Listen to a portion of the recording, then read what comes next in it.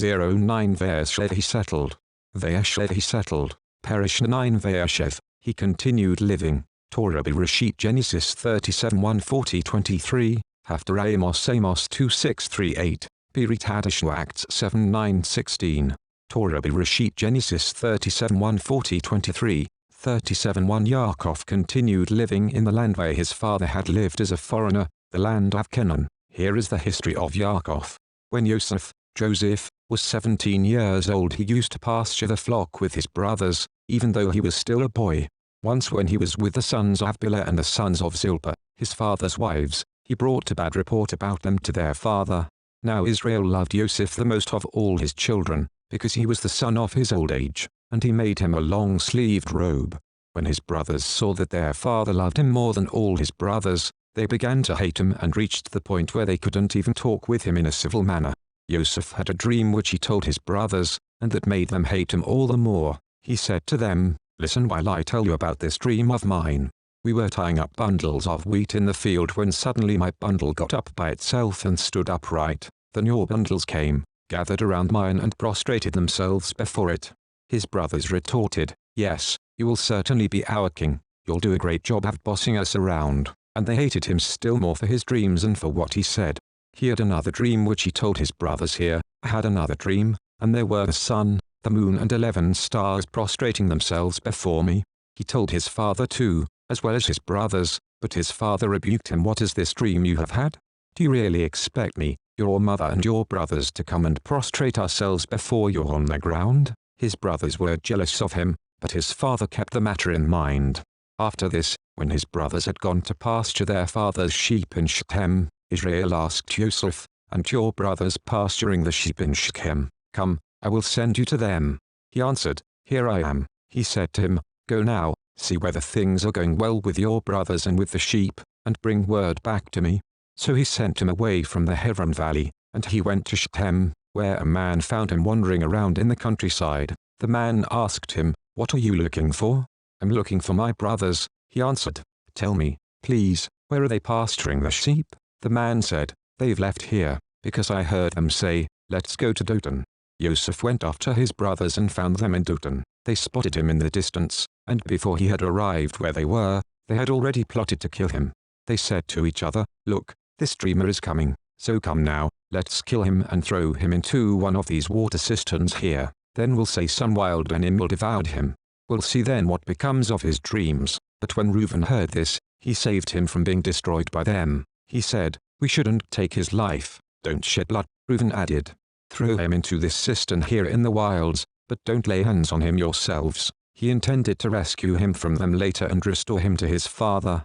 So it was that when Joseph arrived to be with his brothers, they stripped off his robe, the long-sleeved robe he was wearing, and took him and threw him into the cistern. The cistern was empty, without any water in it. Then they sat down to eat their meal. But as they looked up, they saw in front of them a caravan of Ishmaelim coming from Gilead, their camels loaded with aromatic gum, healing resin and opium, on their way down to Egypt. Yehudah said to his brothers, "What advantage is it to us if we kill our brother and cover up his blood? Come, let's sell him to the Ishmaelim, instead of putting him to death with our own hands. After all, he is our brother, our own flesh." His brothers paid attention to him. So when the Midianim, merchants, passed by, they and lifted Joseph up out of the cistern and sold him for ½ pound of silver shekels to the Ishmaelim, who took Joseph on to Egypt. Reuben returned to the cistern, and, upon seeing that Joseph wasn't in it, tore his clothes in mourning. He returned to his brothers and said, "The boy isn't there. Where can I go now?" They took Joseph's robe, killed a male goat and dipped the robe in the blood. Then they sent the long-sleeved robe and brought it to their father, saying, "We found this. Do you know if it's your son's robe or not?" He recognized it and cried, "It's my son's robe. Some wild animal has torn Joseph in pieces and eaten him." Yaakov tore his clothes and, putting sackcloth around his waist, mourned his son for many days. Though all his sons and daughters tried to comfort him, he refused all consolation, saying, "No, I will go down to the grave, to my son," mourning, and his father wept for him. In Egypt the Midianim sold Joseph to Potiphar, one of Pharaoh's officials, a captain of the guard. 38:1 It was at this time that Yehudah went off from his brothers and settled near a man named Hira who was an Adulami. There Yehuda saw one of the daughters of a certain Kenani whose name was Shua, and he took her and slept with her. She conceived and had a son, whom he named her. She conceived again and had a son, and she called him Onan. Then she conceived yet again and had a son whom she called Shelah. He was in Kaziv when she gave birth to him. Yehuda took a wife for his firstborn, and her name was Tamar. But Yehuda's firstborn was evil from Adonai's perspective, so Adonai killed him. Yehuda said to Onan, "Go and sleep with your brother's wife, perform the duty of a husband's brother to her, and preserve your brother's line of descent." However, Onan knew that the child would not count as his, so whenever he had intercourse with his brother's wife, he spilled the semen on the ground, so as not to give his brother offspring. What he did was evil from Adonai's perspective, so he killed him too. Then Yehuda said to Tamar his daughter-in-law, "Stay a widow in your father's house until my son Shelah grows up." For he thought, "I don't want him to die too, like his brothers." So Tamar went and lived at home with her father. In due time, Shua's daughter, the wife of Yehuda, died. After Yehuda had been comforted, he went up to be with his sheep shearers in Timnah, he and his friend Hira the Adulami. Tamar was told, "Your father-in-law has gone up to Timnah to shear his sheep." So she took off her widow's clothes, completely covered her face with her veil, and sat at the entrance to Enaim, which is on the way to Timnah. For she saw that Shelah had grown up, but she still was not being given to him as his wife. When Yehuda saw her, he thought she was a prostitute, because she had covered her face. So he went over to her where she was sitting and said, not realizing that she was his daughter-in-law, "Come, let me sleep with you." She answered, "What will you pay to sleep with me?" He said, "I will send you a kid from the flock of goats." She said, "Will you also give me something as a guarantee until you send it?" He answered, "What should I give you as a guarantee?" She said, "Your seal, with its cord, and the staff you're carrying in your hand." So he gave them to her, then went and slept with her, and she conceived by him. She got up and went away, took off her veil and put on her widow's clothes. Yehuda sent the kid with his friend the Adulami to receive the guarantee items back from the woman, but he couldn't find her. He asked the people near where she had been, "Where is the prostitute who was on the road at Enaim?" But they answered, "There hasn't been any prostitute here." So he returned to Yehuda and said, "I couldn't find her." Also the people there said, "There hasn't been any prostitute here." Yehuda said, "All right, let her keep the things, so that we won't be publicly shamed. I sent the kid, but you didn't find her."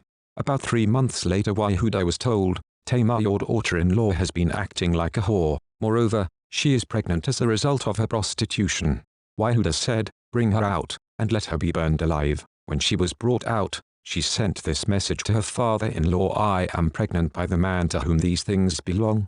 Determine, I beg you, whose these are the signet, the cord and the staff." Then Yehuda acknowledged owning them.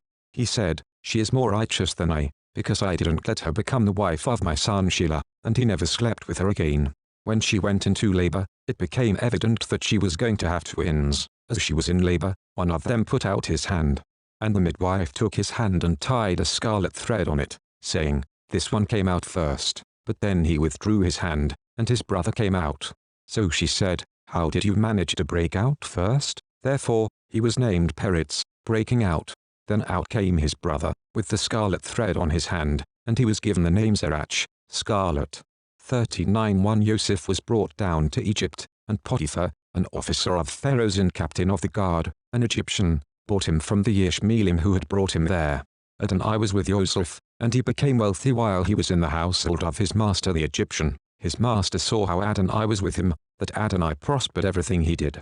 Yosef pleased him as he served him, and his master appointed him manager of his household. He entrusted all his possessions to Yosef. From the time he appointed him manager of his household and all his possessions, Adonai blessed the Egyptian's household for Yosef's sake. Adonai's blessing was on all he owned, whether in the house or in the field. So he left all his possessions in Yosef's care. And because he had him, he paid no attention to his affairs, except for the food he ate. Now Yosef was well built and handsome as well. In time, the day came when his master's wife took a look at Yosef and said, "Sleep with me." But he refused, saying to his master's wife, "Look, because my master has me, he doesn't know what's going on in this house. He has put all his possessions in my charge. In this house I am his equal. He hasn't withheld anything from me except yourself, because you are his wife. How then could I do such a wicked thing and sin against God?" But she kept pressing him, day after day. Nevertheless, he didn't listen to her. He refused to sleep with her or even be with her. However, one day, when he went into the house to do his work, and none of the men living in the house was there indoors, she grabbed him by his robe and said, "Sleep with me." But he fled, leaving his robe in her hand, and got himself outside. When she saw that he had left his robe in her hand and had escaped, she called the men of her house and said to them, "Look at this, my husband brought in a Hebrew to make fools of us.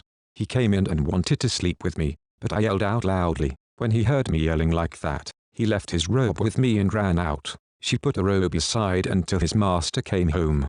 Then she said to him, "This Hebrew slave you brought us came in to make a fool of me, but when I yelled out, he left his robe with me and fled outside."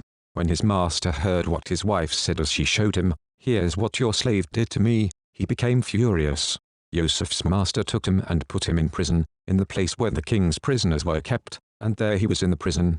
But Adonai was with Yosef, showing him grace and giving him favor in the sight of the prison warden. The prison warden made Yosef supervisor of all the prisoners in the prison, so that whatever they did there, he was in charge of it. The prison warden paid no attention to anything Yosef did, because Adonai was with him, and whatever he did, Adonai prospered. 41 Some time later it came about that the Egyptian king's cupbearer and baker gave offense to their lord the king of Egypt. Pharaoh became angry with his two officers, the chief cupbearer and the chief baker. So he put them in custody in the house of the captain of the guard, in the prison, in the same place where Yosef was kept. The captain of the guard charged Yosef to be with them, and he became their attendant while they remained in prison. One night the two of them, the king of Egypt's cupbearer and his baker, there in prison, both had dreams, each dream with its own meaning. Yosef came into them in the morning and saw that they looked sad. He asked Pharaoh's officers there with him in the prison of his master's house, "Why are you looking so sad today?" They said to him, "We each had a dream, and there's no one around who can interpret it." Yosef said to them, "Don't interpretations belong to God? Tell it to me, please." Then the chief cupbearer told Yosef his dream. "In my dream, there in front of me was a vine, and the vine had 3 branches. The branches budded, then it suddenly began to blossom, and finally clusters of ripe grapes appeared. Pharaoh's cup was in my hand, so I took the grapes and pressed them into Pharaoh's cup, and gave the cup to Pharaoh." Yosef said to him, "Here is its interpretation. The 3 branches are 3 days. Within 3 days Pharaoh will lift up your head and restore you to your office. You will be giving Pharaoh his cup as you used to when you were his cupbearer. But remember me when it goes well with you, and show me kindness, please, and mention me to Pharaoh, so that he will release me from this prison. For the truth is that I was kidnapped from the land of the Hebrews, and here too I have done nothing wrong that would justify putting me in this dungeon." When the chief baker saw that the interpretation was favorable, he said to Yosef, "I too saw in my dream there were 3 baskets of white bread on my head. In the uppermost basket there were all kinds of baked goods for Pharaoh, but the birds ate them out of the basket on my head." Yosef answered, "Here is its interpretation. The 3 baskets are 3 days. Within 3 days Pharaoh will lift up your head from off of you. He will hang you on a tree, and the birds will eat your flesh off you." Mafti, on the 3rd day, which was Pharaoh's birthday, he gave a party for all his officials, and he lifted up the head of the chief cupbearer and the head of the chief baker among his officials. He restored the chief cupbearer back to his position, so that he again gave Pharaoh his cup, but he hanged the chief baker, as Yosef had interpreted to them. Nevertheless, the chief cupbearer didn't remember Yosef, but forgot him. Haftarah Amos 2:6-38-2:6. Here is what Adonai says, "For Israel's 3 crimes. No, for I will not reverse it, because they sell the upright for silver, and the poor for a pair of shoes, grinding the heads of the poor in the dust, and pushing the lowly out of the way.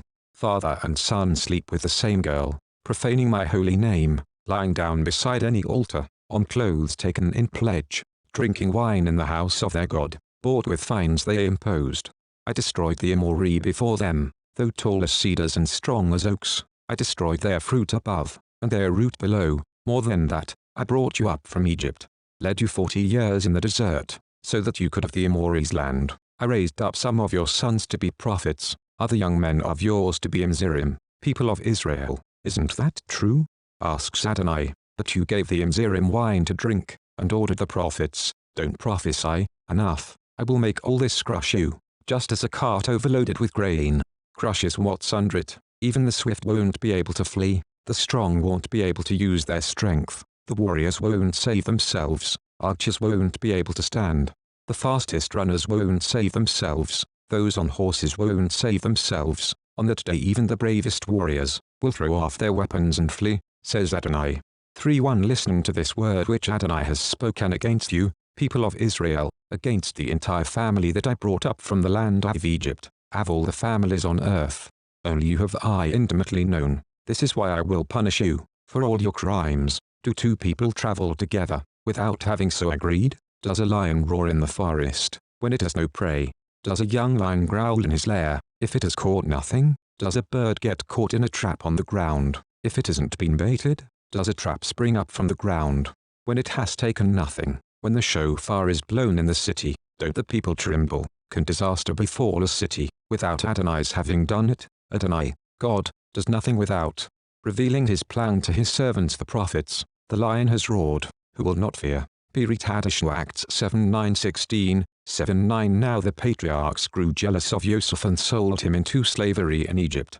But Adonai was with him, he rescued him from all his troubles and gave him favor and wisdom before Pharaoh, king of Egypt, who appointed him chief administrator over Egypt and over all his household. Now there came a famine that caused much suffering throughout Egypt and Canaan, but when Yaakov heard that there was grain in Egypt, he sent our fathers there the first time. The second time, Yosef revealed his identity to his brothers, and Yosef's family became known to Pharaoh. Yosef then sent for his father Yaakov and all his relatives, 75 people. And Yaakov went down to Egypt, there he died, as did our other ancestors. Their bodies were removed to Shechem and buried in the tomb Abraham had bought from the family of Hamor in Shechem for a certain sum of money.